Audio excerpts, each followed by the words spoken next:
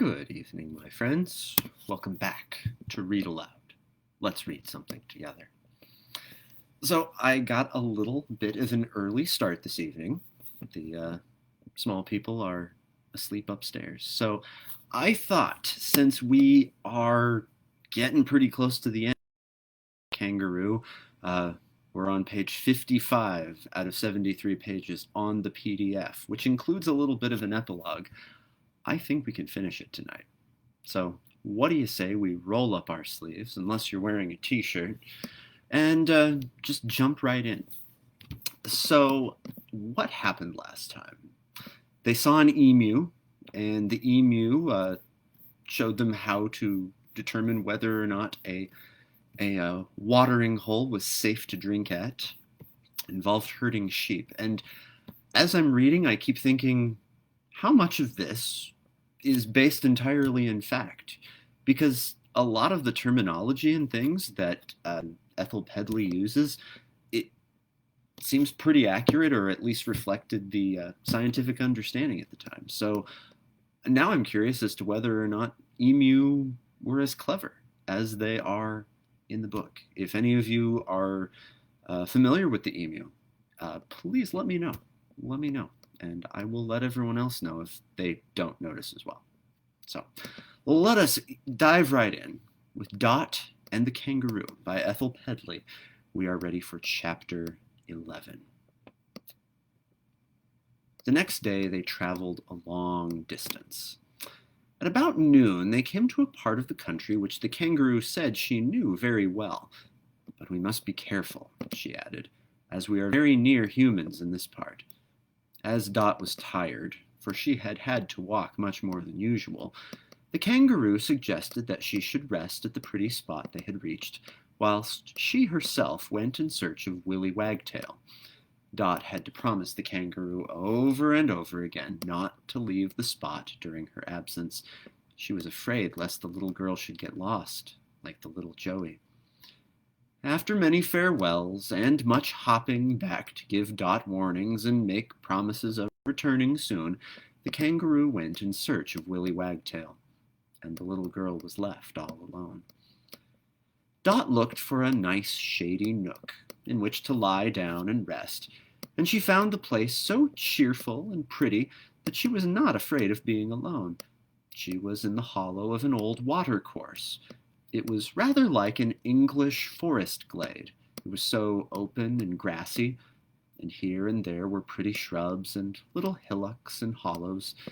At first Dot thought she would sit on the branch of a huge tree that had but recently fallen, and lay forlornly clothed in withered leaves, but opposite to this dead giant of the bush was a thick shrub with a decayed tree stump beside it that made a nice sheltered corner which she liked better. So Dot laid herself down there, and in a few minutes she was fast asleep, though as she dropped off into the land of dreams, she thought how wonderfully quiet that little glade was, and felt somewhat surprised to find no bush creatures to keep her company. Some time before Dot woke, her dreams became confused and strange.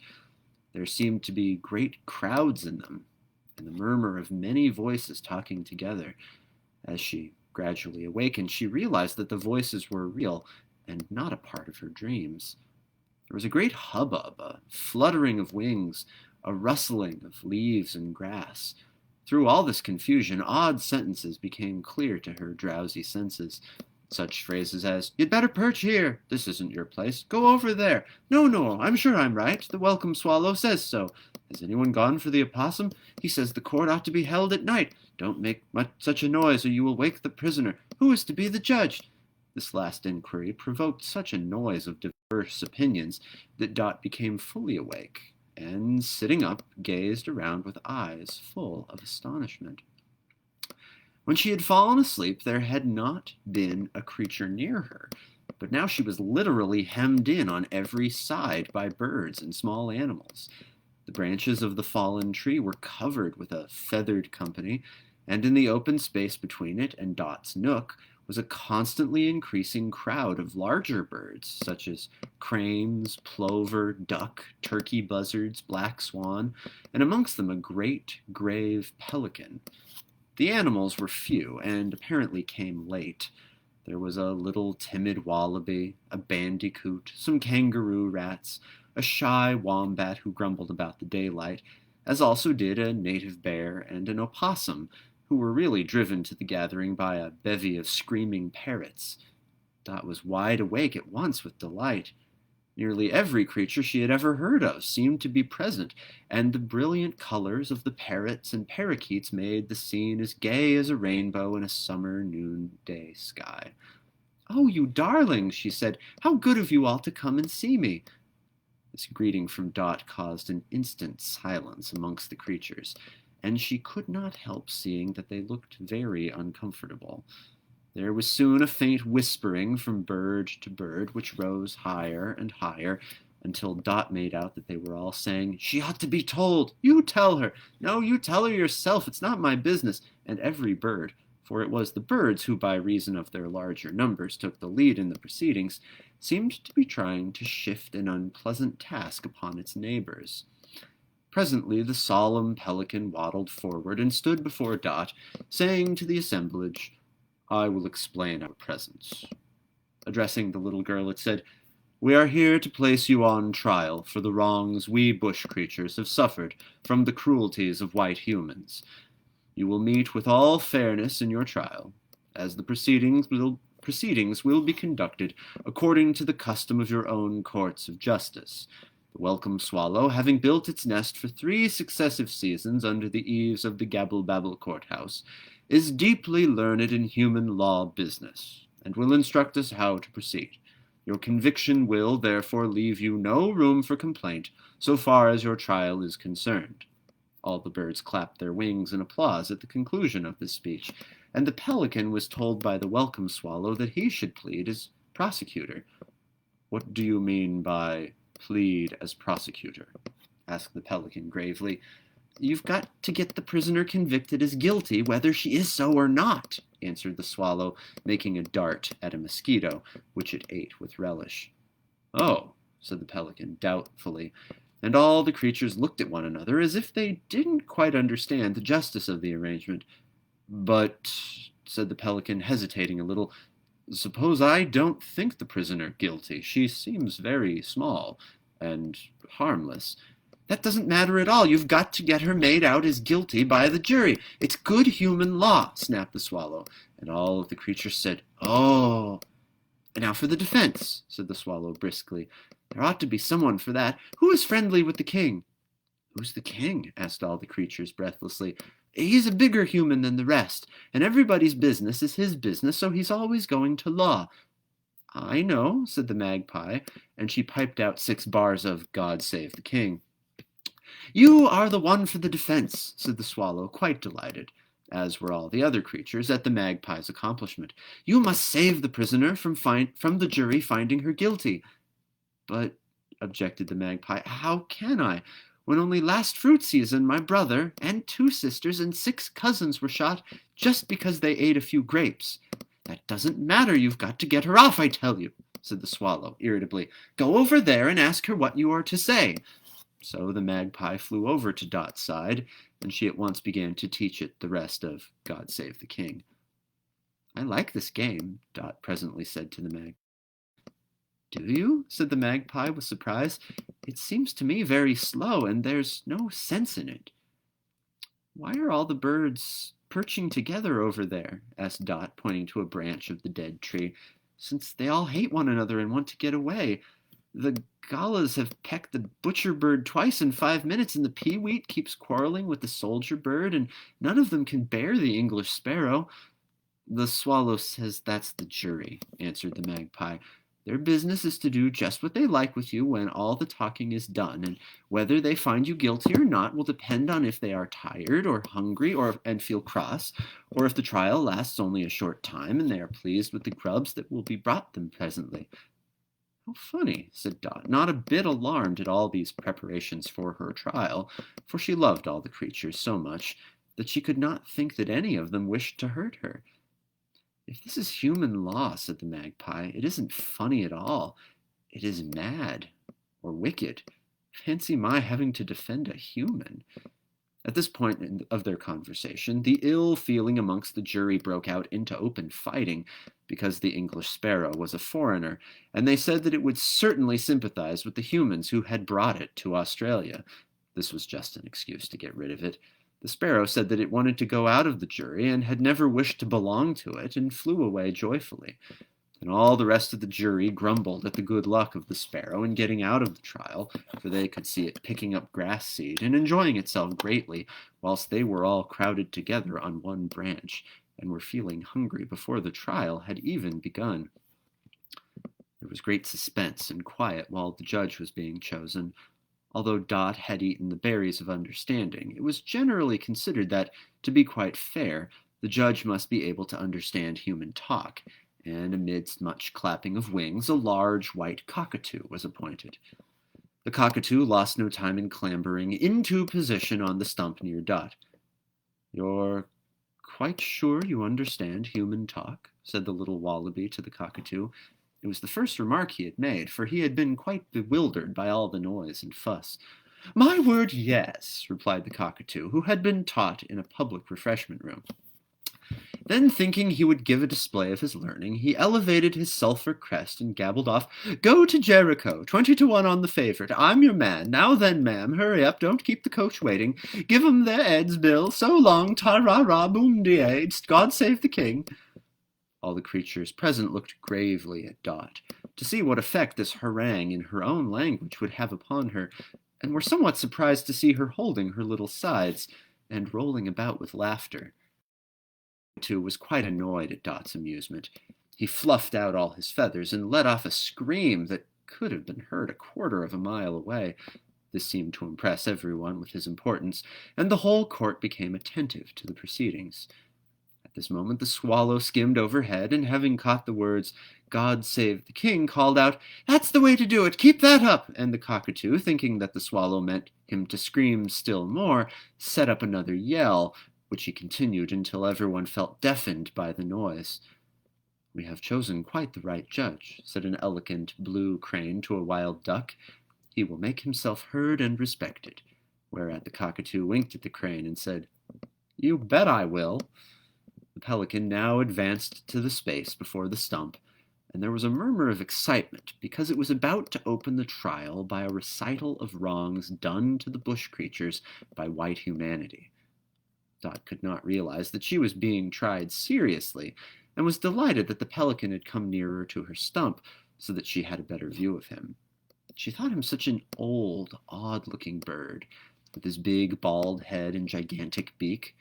She could not help thinking that his beak must be too heavy for him, and asked if he would like to rest it on the stump. The pelican did not understand Dot's kindness, and gave her a look of offended dignity that was quite withering, so that Dot did not speak to him again. But she longed to feel if the bag of skin that drooped under his beak had anything in it. The pelican's legs seemed to Dot to be too frail and short to bear such a big bird, not to mention the immense beak, and when the creature stood on one leg only, she laughed, whereat the pelican gave her another offended look, which effectually prevented their becoming friends. The pelican was beginning to open his beak to speak, and being such a large beak, opening it took some time, when the welcome swallow fussed into court and said that nothing could be done until they had some horsehair. This interruption, and the swallow's repeated assurance that no human trial of importance could take place without horsehair, set all the creatures chattering with astonishment and questions. Some said it was joking, others said that it was making senseless delays, and that night would fall before they could bring the prisoner to justice. There was much grumbling on all sides, and complaints of hunger, and the jury began to clamor for the grubs that they had been promised, at which the magpie whispered to Dot that she would certainly be found guilty. The fact was now quite clear to the jury before the trial began. The swallow persisted that they must have horsehair. "What for?" asked everyone sulkily. "Don't you see for yourselves?" squeaked the swallow excitedly. "The judge looks like a cockatoo." "Well, of course he does," said all the creatures. "He is a cockatoo." So he looks like one. Yes, cried the Swallow, but you must stick horsehairs on his head. Human justice must be done with horsehair. The prisoner won't believe the Cockatoo is a judge without. Good gracious, exclaimed the Swallow. Just look, the prisoner is scratching the judge's poll. We really must have horsehair. Dot, seeing the Swallow's indignation, drew away from the stump, and the Cockatoo tried to look as if he had never seen her before, and as if the idea of having his poll scratched by the prisoner was one that could never have entered his head. But if we do put horsehair on the Cockatoo's head, argued the creatures, what will it do? It will impress the prisoner, said the Swallow. How? They all asked, curiously. Because the Cockatoo won't look like a cockatoo, replied the Swallow with exasperation. Then what will he look like? Asked every creature in breathless excitement. He won't look like any creature that ever lived, retorted the Swallow. Perfect silence followed this explanation, for every bird and animal was trying to understand human sense and reason. Then the smallest kangaroo rat broke the stillness. If, said the kangaroo rat, only a little horsehair can do that. Surely the prisoner can imagine the judge isn't a cockatoo without our having to wait for the horsehair. Let's get on with the trial. This idea was received with applause, and the Swallow flew off in a huff, whilst the Kookaburra, on a tree near the court, softly laughed to himself. Once more the Pelican took up his position to open the trial. The Cockatoo puffed himself out as big as he could, fluffed out his cheek feathers, and half closed his eyes. His solemnly attentive attitude won the admiration of all the court, and the absence of horsehair was not felt by anyone. The welcome Swallow, having got over its ill temper, returned to help the proceedings, and the jury all put their heads under their wings and went to sleep. Fire away! Screamed the Cockatoo, and the trial began. My duty is a most painful one, said the Pelican, for, whereas, said the Swallow, the prisoner known, named and described, added the Swallow, as Dot is now before you, to be tried, heard, determined, and adjudged, gabbled the Swallow, on a charge of cruelty, and feloniously killing and slaying, prompted the Swallow, to birds and animals, the term not applying to horse, mare, pony, bull, ox, dog, cat, heifer, steer, calf, mule, ass, sheep, lamb, hog, pig, sow, goat, or other domestic animal, interposed in one breath the Swallow, quoting the Cruelty to Animals Act. She is, hereby, put in the Swallow, brought to trial on diverse, whispered the Swallow, charges. Hereinafter, said the Swallow, to be named and described by the aforesaid, interjected the Swallow, birds and animals. Hereinbefore mentioned, stated the Swallow, the said animals being denizens of the bush, and in no wise relating to the horse, mare, pony, bull, ox, began the Swallow again, when the Cockatoo raised his crest and screamed out, Stop that, I tell you! And the Pelican continued stating the charge. Bush law enacts, said the Swallow, that, whereas, prompted the Swallow, all individual rights whatsoever, put in the Swallow, shall be according to the statute Victoria. Victoria! 20-1 against the field, shouted the judge. Between you two, said the Pelican, looking angrily at the Swallow and the Cockatoo, I've forgotten everything I was going to say. I shan't go on. Never mind, said the Swallow cheerfully. You have said quite enough, and no one has understood a word of the charge, so it's all right. Now then for the witnesses. As the Swallow spoke, there was a great disturbance amongst the creatures. The swan, ducks, and waterfowl, besides honeysuckers and many other birds, were all fanning the air with their wings and crying, Turn him out! Disgusting! I've never heard of such a thing in my life. The smell of it always gives me a headache. And there was such a noise that the jury all woke up, and Dot covered her ears with her hands. The Cockatoo, seeing Dot's distress at the screams and hubbub, and thinking that she wanted to say something but could not make herself heard in the general riot, decided to speak for her. So he screamed louder than all the rest and shouted, Apples, oranges, pears, lemonade, cigarettes, and cigars! I say, what's the row? When quiet was restored, it was explained that the opossum had brought into court a pouch full of gum leaves, which it was eating.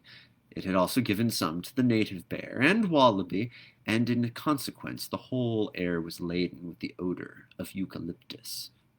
Oh dear, says Dot. It smells just like when I have a cold. Eating eucalyptus leaves in court is contempt of court, cried the Swallow, and everyone echoed, Contempt of court! Contempt of court! Turn them out! But they are witnesses, objected the Pelican. That doesn't matter, shouted the waterfowl. It's a disgusting smell. Turn them out. Hurrah, shouted the Wallaby as it leaped off. What luck, laughed the Opossum as it cleared into the nearest tree. I am glad, sighed the Koala as it slowly moved away. That trial made my head feel empty. Well, there go 3 of the most important witnesses, grumbled the Pelican. My eye, what a spree, said the judge. A Gala amongst the jury, wishing to be thought intelligent, inquired what charge the Wallaby, Native Bear, and Opossum were to bear witness to. It is a matter of skins, included in the fur rugs clause, and the wickedness known as sport, answered the Pelican. Whilst the Pelican was making this explanation, the judge, who had been longing to have his poll scratched again, sidled up to Dot and whispered softly to her, Scratch, Cockatoo! But just as he was enjoying the delicious sensation of Dot's fingers produced amongst his neck feathers, as he held his head down, the Pelican caught sight of the proceeding. The Pelican said nothing, but stared at the judge with an eye of such astonishment and stern contempt that the Cockatoo instantly remembered that he was a judge, and, getting into a proper attitude, he said hastily, Advance, Australia! Who's the next witness? And again the Kookaburra laughed to himself on the tree. Fur first, exclaimed a white ibis. Call the platypus. The platypus won't come, cried the kangaroo rat. Well, I never, exclaimed the judge. It says that if a court is held at all, it should be conducted by the representative of antediluvian custom, the most ancient and learned creatures such as the iguana, the snake, and Ornithorhynchus paradoxus, that it would prefer to associate with the meanest troglodyte rather than appear amongst the present company. I understood it to say, continued the kangaroo rat, that real law could only be understood by those deeply learned in fossils. "'Pon my word," ejaculated the judge, "shiver my timbers! What blooming impudence!" "Oh, you naughty bird, to use such words!" exclaimed Dot. But all the court murmured, "How clever!" and the Cockatoo was pleased. "Native cat, next!" shouted the white ibis. But at the first mention of the native cat, nearly every bird, and all the small game, prepared to get away. "Why don't you call the dingo at once?" laughed the Kookaburra, who was really keeping guard over Dot, although she did not know it. "Humans kill dingoes." "The dingo! The dingo!" every creature repeated in horror and consternation, and they all looked about in fear, while the Kookaburra chuckled to himself at all the stir his words had made. "It's quite true that animals and birds kill one another," said the magpie, who thought he ought to say something in Dot's defense, as that was his part in the trial. "Therefore, it is the same nature that makes humans kill us. If it is the nature of humans to kill, the same as it is the nature of birds and animals to kill, where is the sense and justice of trying the prisoner for what she can't help doing?" "Good," said the welcome Swallow, "argued like a lawyer." At this unexpected turn of trial, the judge softly whistled to himself, "Pop goes the weasel." Excuse me. "Don't talk to us about nature and justice and sense," replied the Pelican contemptuously. "This is a court of law, and we have nothing to do with any of them." The court all cheered at this reply, and the magpie subsided in the sulks. "Call the kangaroo," cried the white ibis. "It's no good," jeered the Kookaburra. "Kangaroo and Dot are great friends. She won't come if you called—" "Till all's blue," interrupted the judge, and he went on, "Pop goes the weasel." This news caused a buzz of excitement. Thank you, Mom. Everyone was astounded that the kangaroo, who had the heaviest grievances of all, wouldn't appear against the prisoner. "Is it possible," said the Pelican, addressing the Kookaburra in slow, stern accents, "is it possible that the kangaroo has forgiven all her grievances?" "All," said the Kookaburra. "The hunting?" asked the Pelican. "Yes," answered the Kookaburra. "The rugs?" "Yes." "The boots?" "Yes." "And," said the Pelican, still more solemnly and slowly, while all the court listened in breathless attention, "and has she forgiven kangaroo tail soup? Yes, she's forgiven that too, answered the kookaburra cheerfully. Then, said the pelican hotly, I throw up the case. And he spread his huge black wings and flapped his way up into the sky and away. What a go, said the judge, and he might have said more, only Dot could not hear anything on account of the racket and confusion. The trial had failed, and every creature was making all the noise it could and preparing to hurry away. In the middle of the turmoil, Dot's kangaroo bounded into the open space, panting with excitement and delight. Dot, Dot, she cried, I've found Willy Wagtail, and he knows your way. Come along at once. And, putting Dot in her pouch, the kangaroo leaped clean over the judge and carried her off. Chapter 12.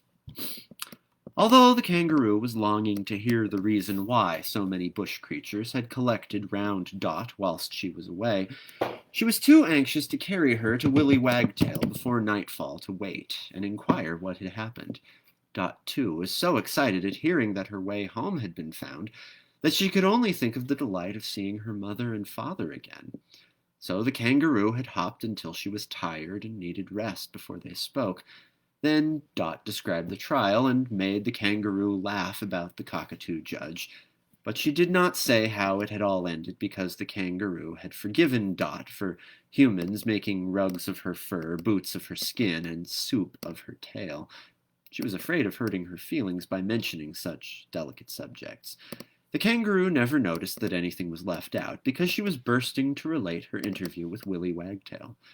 She told Dot how she had found Willy Wagtail near his old haunt, how that gossiping little bird had told all the news of the Gabble-Babble town and district in 10 minutes, and how he had said he believed he knew Dot by sight, and that if such were the case, he would show Dot and the kangaroo the way to the little girl's home.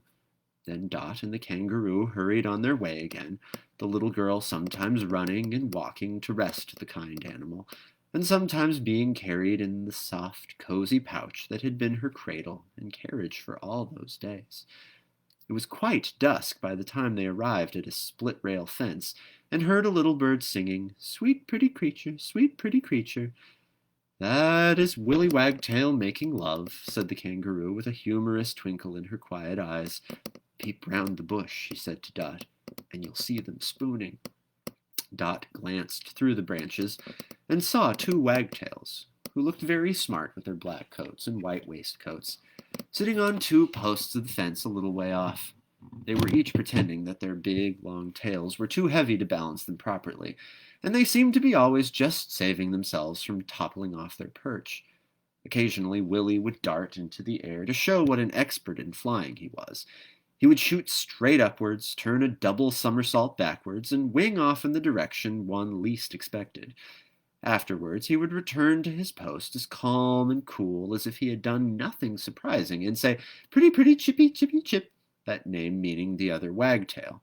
Then chippity, chip, chippity chip, showed off her flying, and they both said to one another, "Sweet pretty creature."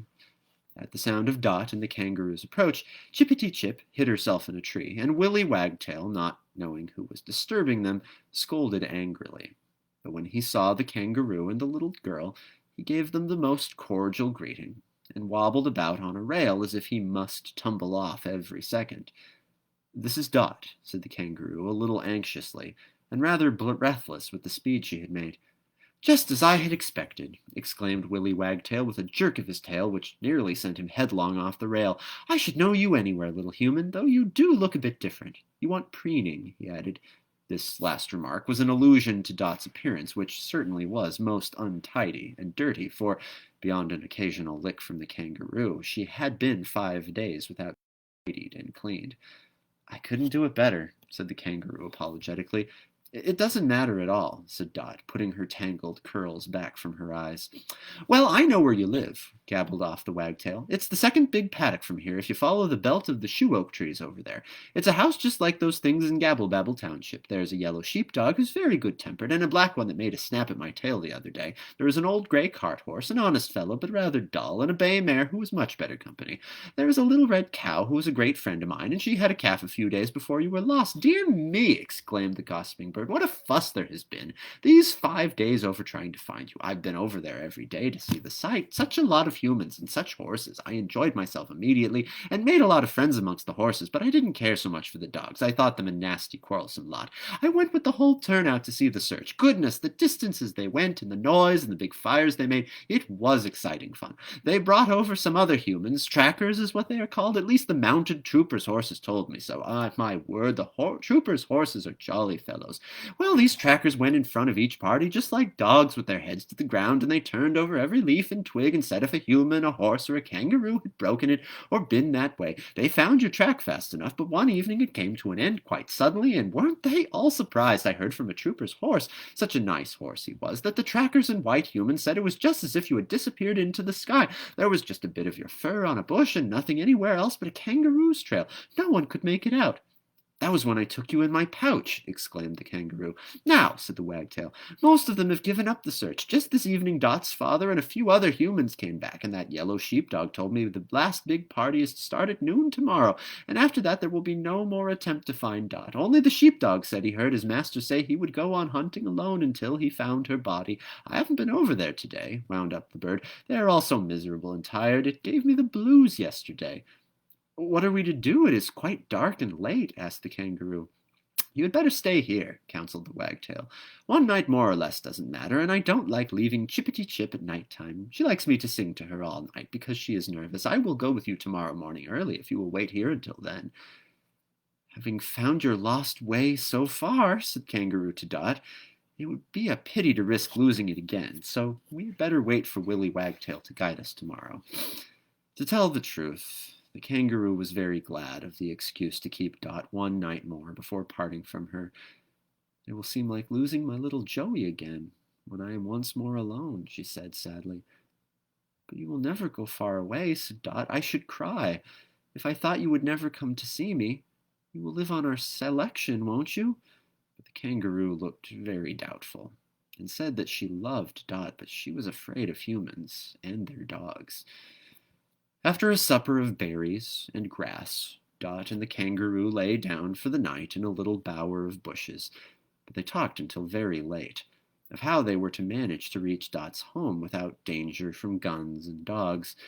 At last, when they tried to sleep, they could not do so on account of Willy Wagtail's singing to his sweetheart, sweet pretty creature, without stopping for more than 5 minutes at a time. "Wonder if Chippity-Chip doesn't get tired of that song," said Dot. "She never does," yawned the kangaroo, "and he never tires of singing it." "Sweet pretty creature," sang Willy Wagtail. Chapter 13. 2 men were walking near a cottage in the winter sunlight of the early morning. There came to the door a young woman who looked pale and tired. She carried a bowl of milk to a little calf, and on her way back to the cottage she paused and shaded her eyes that were red with weeping, lingered a while, looking far and near. Then, with a sigh, she returned indoors and worked restlessly at her household duties.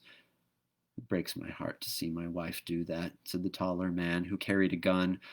"All day long she comes out and looks for the child. One knows now that the poor little one can never come back to us."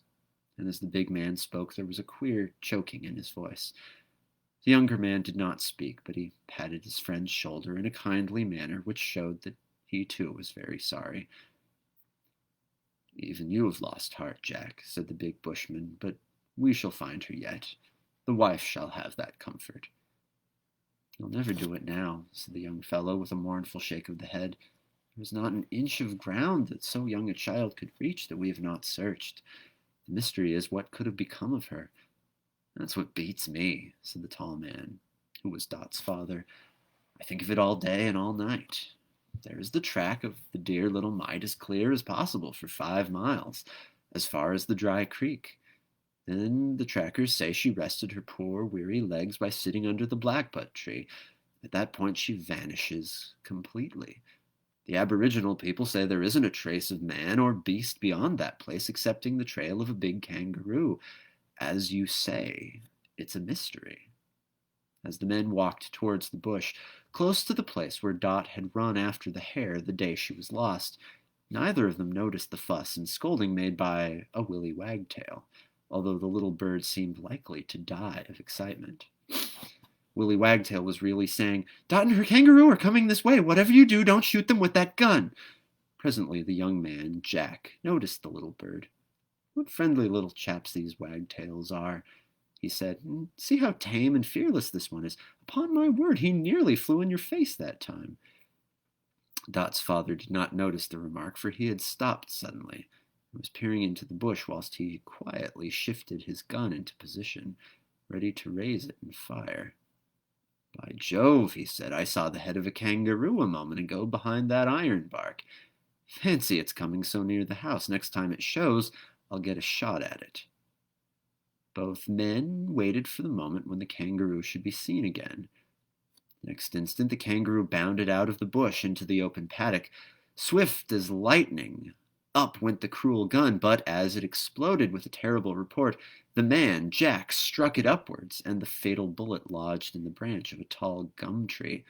"Great Scott!" exclaimed Jack, pointing at the kangaroo. "Dot!" cried her father, dropping his gun and stumbling blindly forward with outstretched arms towards his little girl, who had just tumbled out of the kangaroo's pouch in her hurry to reach her father. "Ooh-hoo-ha-ha-ha-ha!" laughed a kookaburra on a tree, as he saw Dot clasped in her father's great strong arms, and the little face hidden in his big brown beard. "Wife! Wife!" shouted Dot's father. "Dot's come back! Dot's come back!" "Dot's here!" yelled the young man, and as he ran like mad to the house. And all the time the good kangaroo sat up on her haunches, still panting with fear from the sound of the gun, and a little afraid to stay, yet so interested in all the excitement and delight that she couldn't make up her mind to hop away. "Dada," said Dot, "you nearly killed Dot and her kangaroo. Oh, if you'd killed my kangaroo, I'd never have been happy any more." "But I don't understand," said her father. "How did you come to be in the kangaroo's pouch?" "Oh, I've got lots and lots to tell you," said Dot.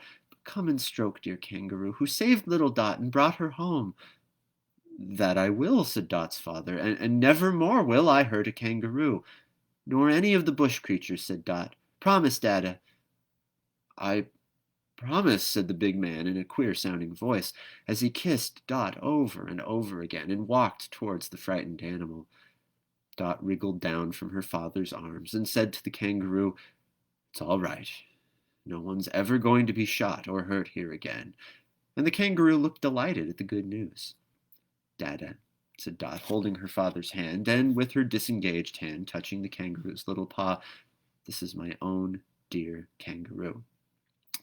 Dot's father, not knowing quite how to show his gratitude, stroked the kangaroo's head and said, "How do you do?" which, when he came to think of it afterwards, seemed rather a foolish thing to say, but he wasn't used, like Dot, to talking to bush creatures, and had not eaten the berries of understanding. The kangaroo saw that Dot's father was grateful, and so she was pleased, but she did not like to be stroked by a man who let off guns, so she was glad that Dot's mother had run to where they were standing and was hugging and kissing the little girl and crying all the time, for then Dot's father turned and watched his wife and child, and kept doing something to his eyes with a handkerchief, so that there was no attention to spare for kangaroos. The good kangaroo, seeing how happy these people were, and knowing that her life was quite safe, wanted to peep about Dot's home to see what it was like, for kangaroos can't help being curious. So presently she quietly hopped off towards the cottage, and then a very strange thing happened. Just as the kangaroo was wondering what the great iron tank by the kitchen door was meant for, there popped out of the open door a joey kangaroo. Now, to human beings, all joey kangaroos look alike. But amongst kangaroos there are no two the same, and Dot's kangaroo at once recognized in the little joey her own baby kangaroo. The joey knew its mother directly, and whilst Dot's kangaroo was too astonished to move, and not being able to think, was trying to get at a conclusion why her joey was coming out of the cottage, the little kangaroo, with a hop, skip, and a jump, had landed itself comfortably in the nice pouch Dot had just vacated. Then Dot's mother, rejoicing over the safe return of her little girl, was not more happy than the kangaroo with her Joey once more in her pouch. With big bounds she leapt towards Dot, and the little girl, suddenly looking round for her kangaroo friend, clapped her hands with delight as she saw a little gray nose, a pair of tiny black paws, and the point of a little black tail hanging out of the pouch that had carried her so often. "Why," exclaimed Dot's mother, "if she hasn't got the little Joey Jack brought me yesterday! He picked it up after a kangaroo hunt some time ago." "It's her Joey, her lost Joey!" cried Dot, running to the kangaroo. "Oh, dear kangaroo, I am so glad," she said, "for now we are all happy as can be." Dot hugged her kangaroo and kissed the little Joey, and they all three talked together, so that none of them understood what the others were saying, only that they were all much pleased and delighted. "Wife," said Dot's father, "I'll tell you what's mighty queer. The little girl is talking away to those animals, and they're all understanding one another, as if it was the most natural thing in the world to treat kangaroos as if they were human beings." "I expect," said his wife, "that their feelings are not much different from ours. See how that poor animal is rejoicing in getting back its little one, just as we are over having our little Dot again." "To think of all the poor things I have killed," said Dot's father sadly. "I'll never do it again." "No," said his wife, "we must try and get everyone to be kind to the bush creatures, and protect them all we can. This book would never come to an end if it told all that passed that day. How Dot explained the wonderful power of the berries of understanding, and how she told the kangaroos all that her parents wanted her to say on their behalf, and what kind things the kangaroo said in return. All day long the kangaroo stayed near Dot's home, and the little girl persuaded her to eat bread, which she said was most delicious, but one would get tired of it sooner than grass. Every effort was made by Dot and her parents to get the kangaroo to live on their selection, so that they might protect her from harm, but she said that she liked her own free life best, only she would never go far away and would come often to see Dot. At sunset she said good-bye to Dot, a little sadly, and the child stood in the rosy light of the afterglow, waving her hand as she saw her kind animal friend hop away and disappear into the dark shadow of the bush. She wandered about for some time, listening to the voices of birds and creatures, who came to tell her how glad everyone was that her way had been found, and that no harm was to befall them in the future. The news of her safe return, and of the kangaroos finding her Joey, had been spread far and near by Willy Wagtail and the Kookaburra, and she could hear the shouts of laughter from Kookaburras telling the story until nearly dark. Quite late at night she was visited by the opossum, the native bear, and the nightjar, who entered by the open window, and sitting in the moonlight conversed about the day's events. They said that their whole rest and sleep had been disturbed by the noise and excitement of the day creatures spreading the news through the bush.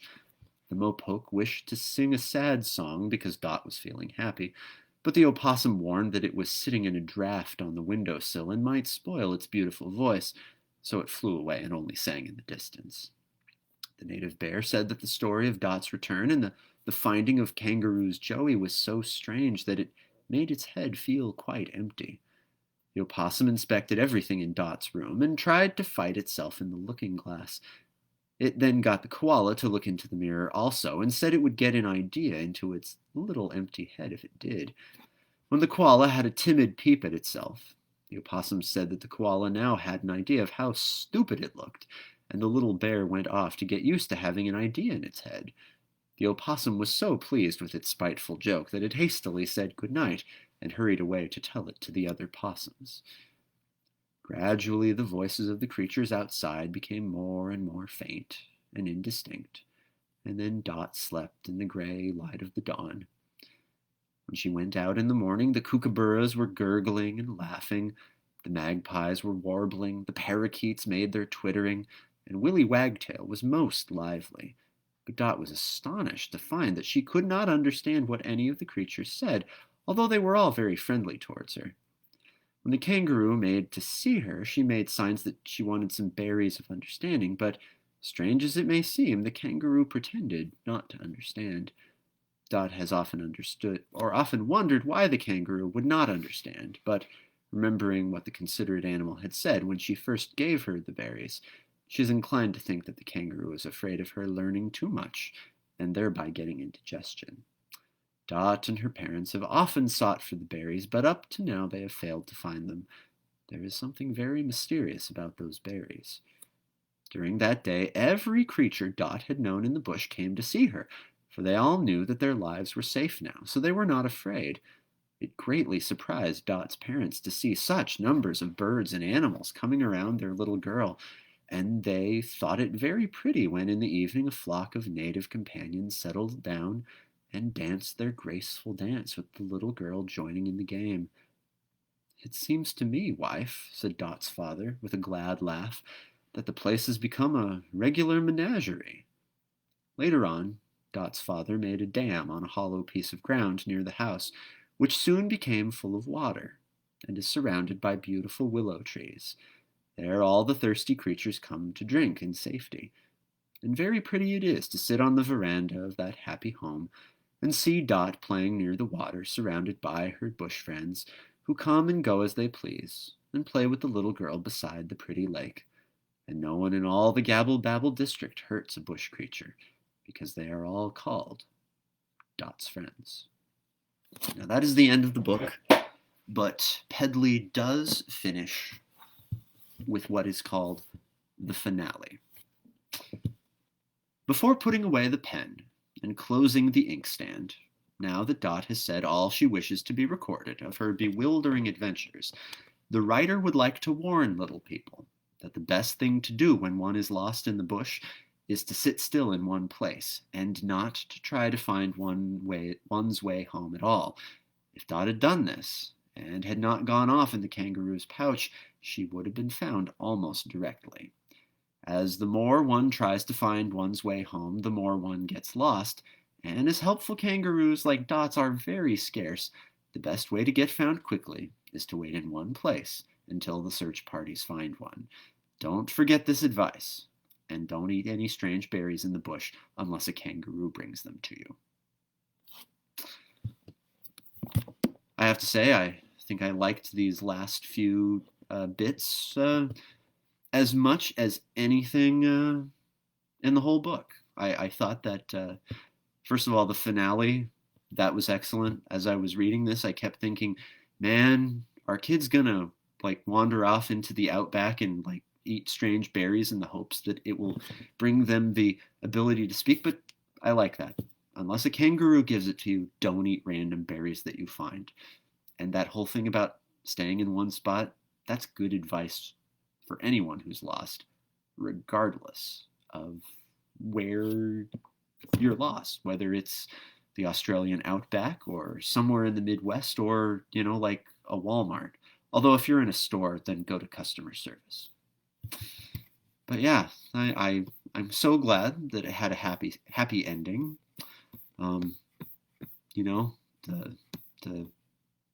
repentance of the parents seemed genuine. It was a little convenient, but you know what? I'm gonna go with it. I liked it, and I thought that the satire present in the trial that the animals put together, that was pretty fantastic as well.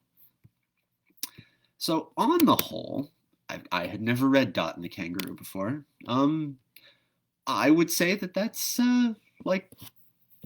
it's got some good bits in it. That's a solid piece of children's literature from the very, very end of the 19th century. Again, if you're going to read it to yourself, be aware that there is some dated terminology for Aboriginal Australians. Again, I like to think that if Pedley wrote it now, she would be as sympathetic to the plight of the first peoples of Australia as she was to the first animals of Australia. So, on the whole, I think a very satisfying story. Thank you for joining me. And I'll see you on Wednesday night. I'll try to track down something between now and then. Like I said, I'm thinking about maybe The Lost World by Sir Arthur Conan Doyle. That's going to require a similar adjusting. There is just so much colonial language in there that that one's maybe not salvageable for this reading context, but I'll see. If you have any suggestions, send them my way. I pay attention to all of them, and at any rate, I will be glad for your feedback. So if you've been watching this whole time, thank you, Mom. Or if you're just joining me, or if you watch this later when it's not live, thank you for letting me be a part of whatever part of the day it is when you're watching this. I hope you enjoyed Dot and the Kangaroo at least as much as I did. Have a lovely evening. Happy Valentine's Day. Stay safe out there. Stay warm. Wear a coat if you live anywhere in, like, the continental United States, basically. It's cold outside. But keep wearing a mask. Wash your hands. Get a vaccine. Tell the people that you love them, and remember that nothing is boring except to people who aren't paying attention.